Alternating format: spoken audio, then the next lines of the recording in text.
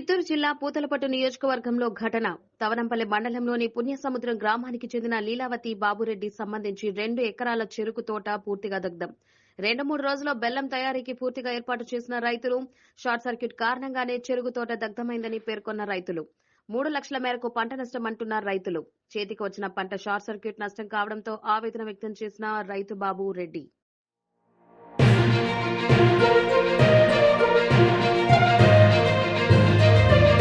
నష్టపోయింది. ఎంత నష్టపోయినారు? 3 లక్షలకు నష్టపోయాం సార్. మీ పేరు? బాబు. తోట పైన పెట్టున్నారు.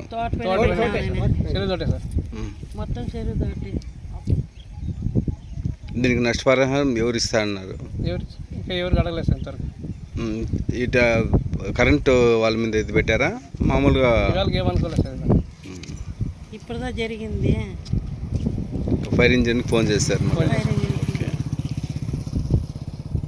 మా సంతపల్లి విలేజ్, తవనంపల్లి మండలం, కాణిపాకం పోస్టు, పుణ్యసముద్ర పంచాయతీ.